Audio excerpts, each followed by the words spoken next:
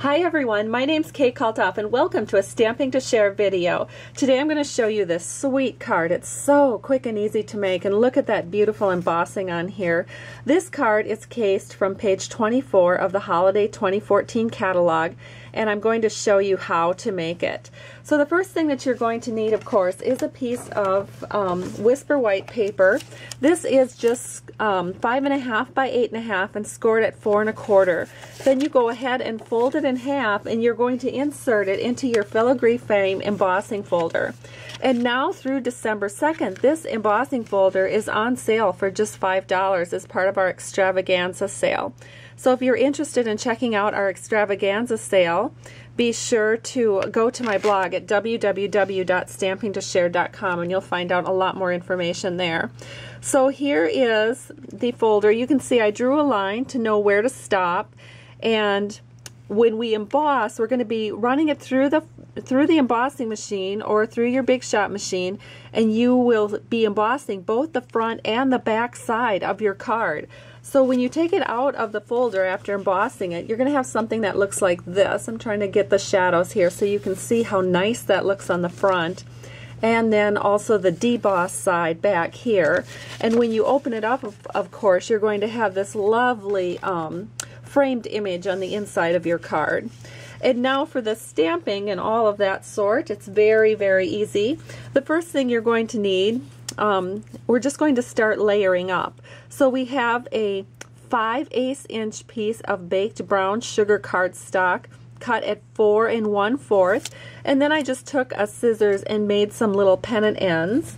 And also on sale during the extravaganza is refills for fast fuse. So I'm just going to be using that and showing you how to do that. You want to make sure that you put your finger on the ruffles at the top of your fast fuse, and then you can go ahead and you'll just put it down just as if you're doing snail, but then when you get to the end, rather than pulling it up, which is actually going to create something that looks a little bit like spaghetti, that is not good. You want to just kind of do a little swish to the right, and then you will get a nice clean edge on your tape.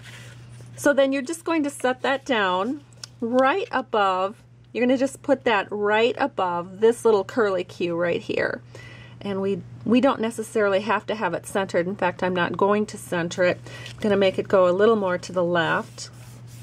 Then you can just put the next layer on, which is going to be a piece of Nordic Noel Designer Series paper. I just cut a strip that's 4 inches, and then I cut these little strips kind of like candy canes out of that. And so this is the 4-inch piece.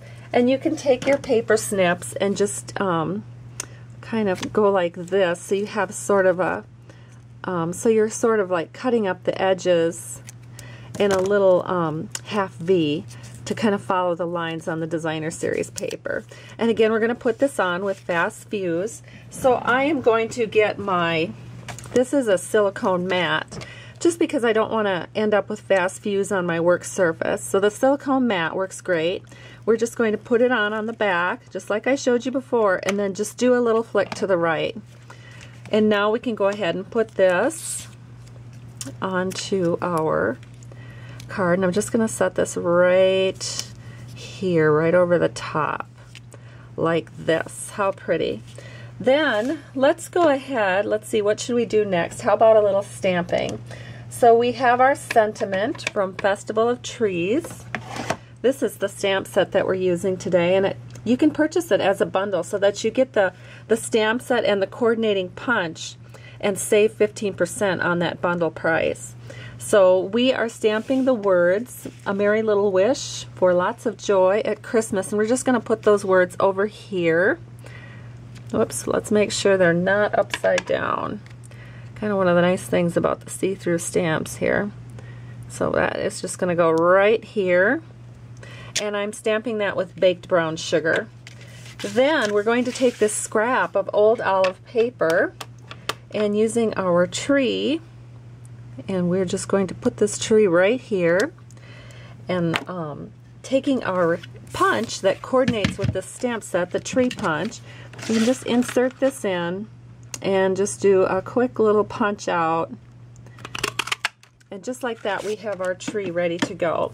Now we just need some dimensionals on the back of our tree. So I'm going to put just a little bit here. Here I've got a little edge that we can put down here on the bottom of the tree. There we go. So now we're ready to put this onto our card. And we'll just set that right there to the right. All right, now to really decorate up this tree, let's go ahead and put one of those cute stars up here. And that cute star is from Basic Hodgepodge Clips. It's in our regular catalog, and I think it just looks awesome up here. So we're just going to clip that right onto our tree, like so. How cute is that? Look at that. And now, even to sparkle it up a little bit more, we've got the frosted sequins. Now I do have a couple of packs, and I had one of my downlines separate out for me the sequins from the snowflakes, because it's kind of the snowflake and sequin embellishments. Then what I did is I just took some of the sequins and put them on glue dots. So we're just going to scatter these around onto our card. So we'll put the larger ones on first. So we were going to have 3 larger ones, all like this, and then 3 smaller ones. So we're just going to pop those onto our Christmas tree. It looks so nice. And then one right here in the star, and then one more, I think, about right here. Make sure this one stays. He looks like he wants to fall off. There we go. And then we have just a little bit more stamping on the inside. We are going to take the little bird, and using Real Red ink, we'll stamp him right down here. And then from my most recent paper pumpkin, I've got this really nice inside sentiment that says, wishing you all the hope, wonder, and joy that the season can bring. So I am going to stamp that on the inside of my card with, again, baked brown sugar ink. And there it is. And just like that, our card is complete. Here's the outside and the inside. So I hope you've enjoyed this very quick tutorial. It was so much fun sharing this with you. Here's the card I just did, and here is the original card that I started with. Have a great day. Thank you so much for stopping by Stamping to Share. I truly appreciate each and every one of my customers. If you would like to be one of my customers, just head on over to my blog. And I have lots of things to inspire you, and possibly you will even want to visit my online store, which is always appreciated. Have a great day. Bye-bye.